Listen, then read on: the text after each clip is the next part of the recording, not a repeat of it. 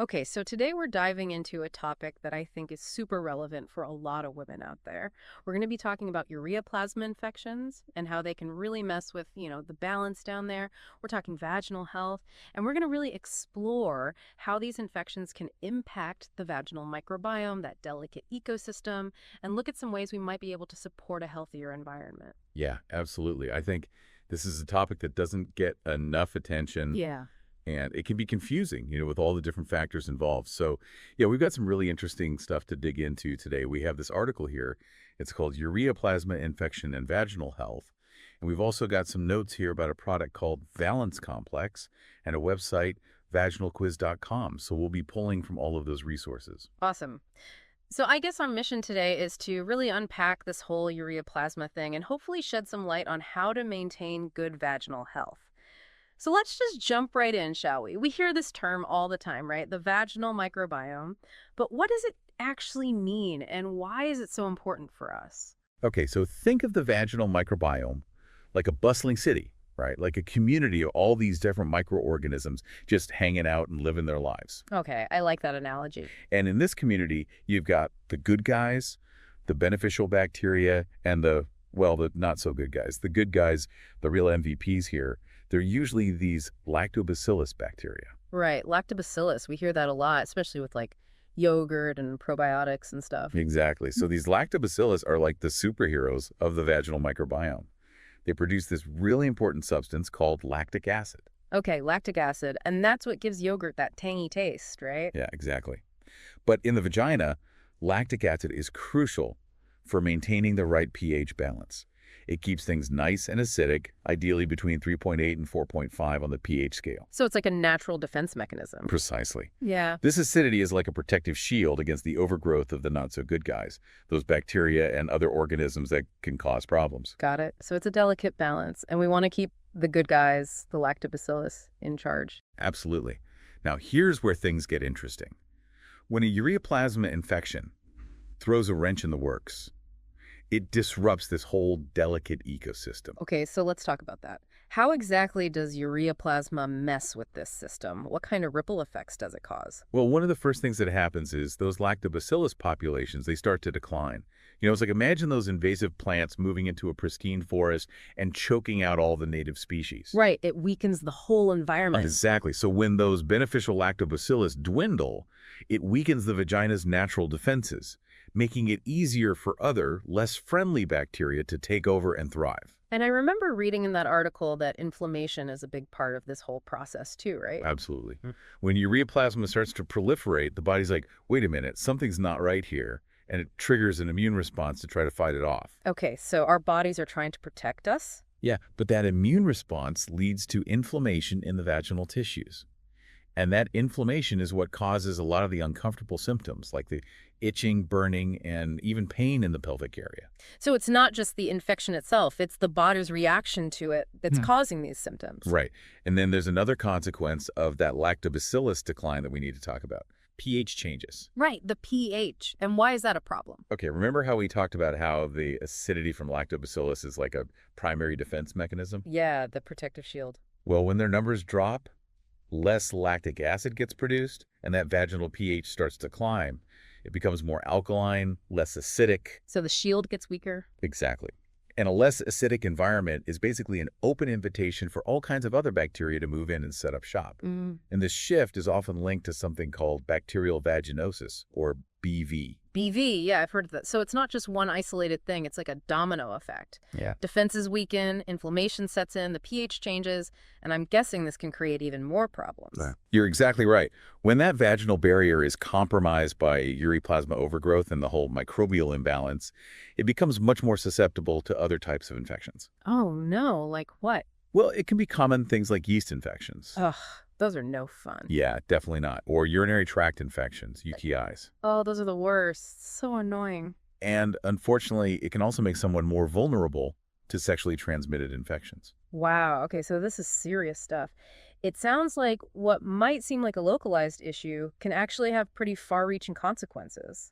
And the impact on reproductive health is also a major concern, right? It definitely is. If a ureaplasma infection is left untreated, it has the potential to move upwards to the upper reproductive tract. And that's when things can get really serious. Like, how serious? Well, it can lead to pelvic inflammatory disease or PID. Have you heard of that? I have. Isn't that really bad for your fertility? Yeah, it can have some pretty serious long-term consequences for a woman's ability to get pregnant. Hmm. And there's even a connection between untreated ureaplasma and complications during pregnancy, like going into labor too early, preterm labor, or even miscarriage. Oh, wow, that's scary. So clearly, this is something we need to pay attention to and address if we have it. But what are some of the signs that someone might have a ureaplasma infection? What should we be looking out for? Well, that's the tricky part. Some women don't actually experience any noticeable symptoms at all. Really? So you might not even know you have it. Exactly, and that's why regular checkups with your doctor or gynecologist are so important. But for those who do have symptoms, there are some common things to watch out for. One is a change in vaginal discharge. Okay, what kind of change? It might become thinner than usual, maybe a bit gray or yellowish in color. Okay, that's helpful to know. Yeah. And also look out for any itching or irritation in the vaginal area. A feeling that something's just not quite right down there. Pain or burning during urination can be another sign, and so can pain during intercourse. Those all sound like pretty clear warning signs. Right. And if someone's having recurring UTIs, that can also be a clue that something's off. Wow, okay. So asymptomatic or not, it sounds like getting checked out by a healthcare professional is definitely a good idea if you suspect you might have an issue. But for those who are dealing with these symptoms, what are some ways to support vaginal health while managing ureaplasma? Well, a lot of the approaches focus on getting that vaginal microbiome back in balance and helping the body's natural defenses do their job. Like restoring order in that little ecosystem. Exactly. And one of the key strategies is to replenish those good bacteria, the lactobacillus we talked about. So high-quality probiotics that contain specific strains like Lactobacillus acidophilus. Okay, acidophilus, that sounds familiar. Yeah, it's a common one. There's also L. rhamnosus, L. reuteri, L. plantarum, and Bacillus coagulans. Those are all beneficial strains that can help repopulate the vagina with those good guys. So we want to give those good bacteria a fighting chance. Right. They can help restore the acidic pH and make it harder for those less desirable bacteria to grow. Got it.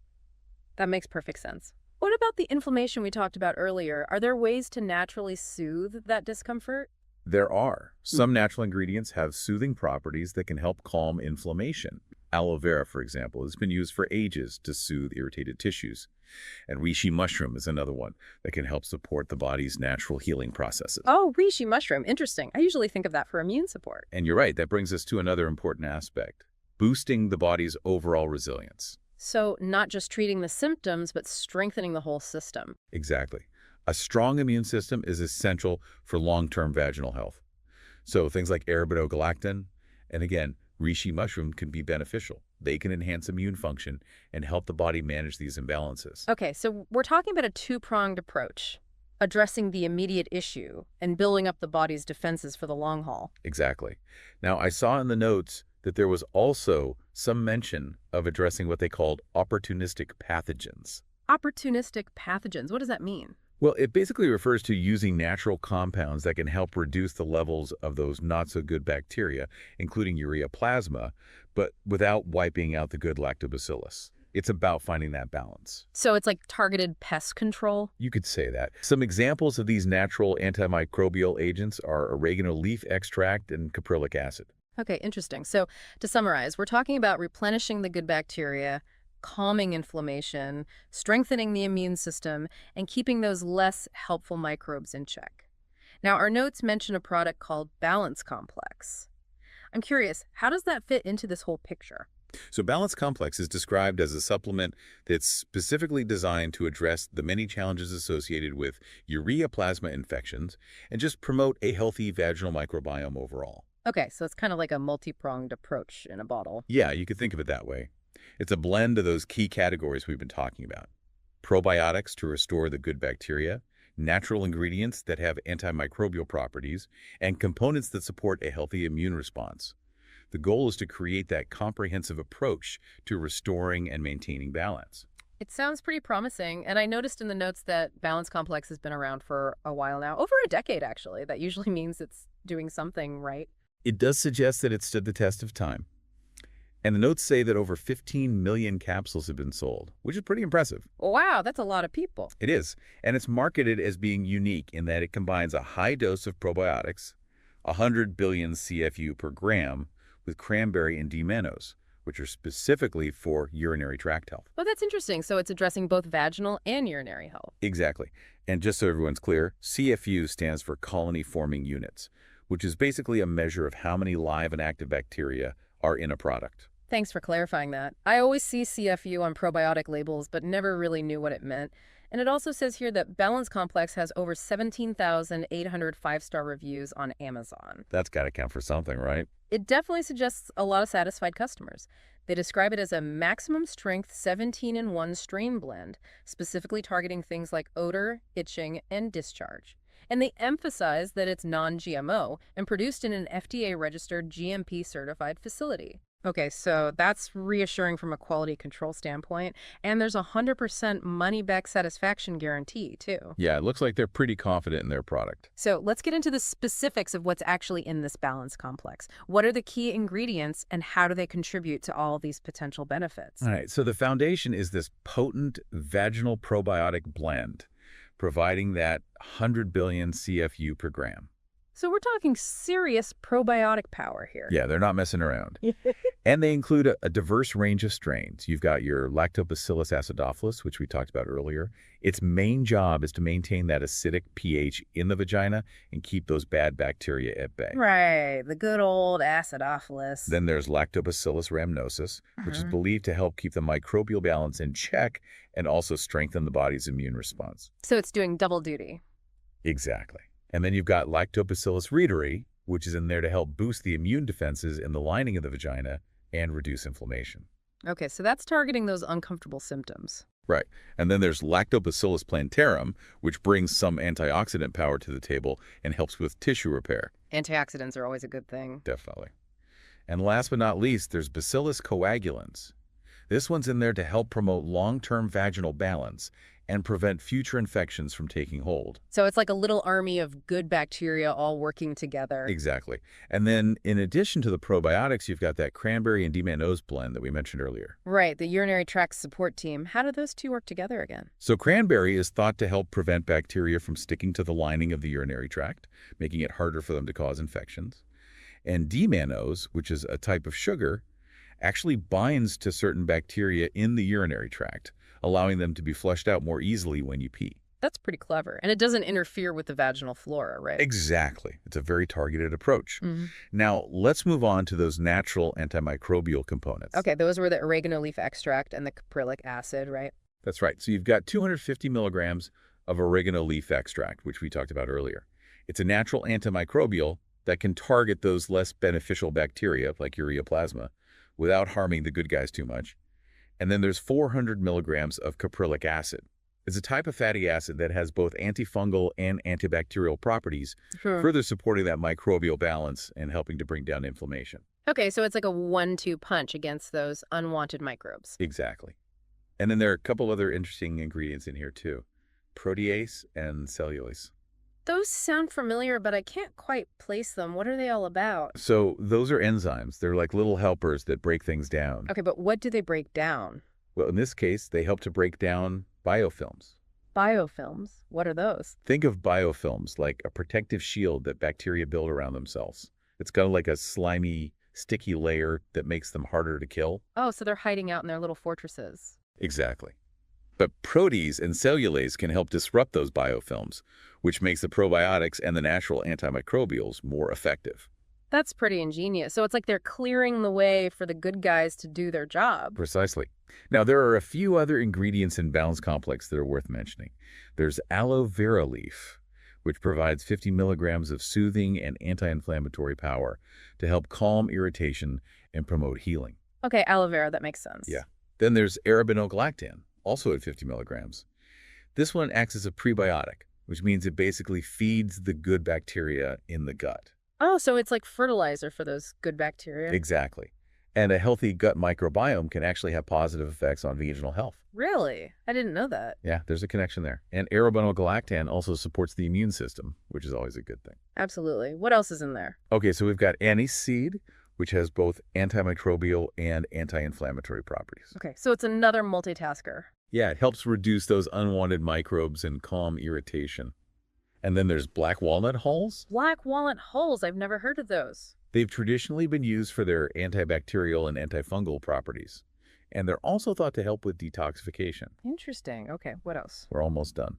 There's also wormwood, which has a long history of use against microbial infections and is thought to boost immunity. And finally, there's reishi mushroom, which we talked about earlier.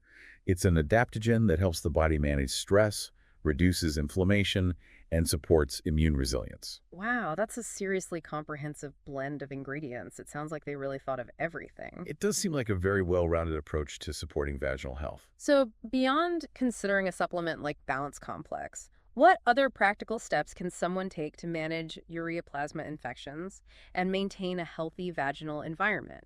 Things they can do on their own. Well, first and foremost, if you've been diagnosed with a ureaplasma infection by a healthcare professional, it's crucial to complete the full course of antibiotics that they prescribe. Right. Don't stop early just because you start feeling better. Exactly. That's how antibiotic resistance develops.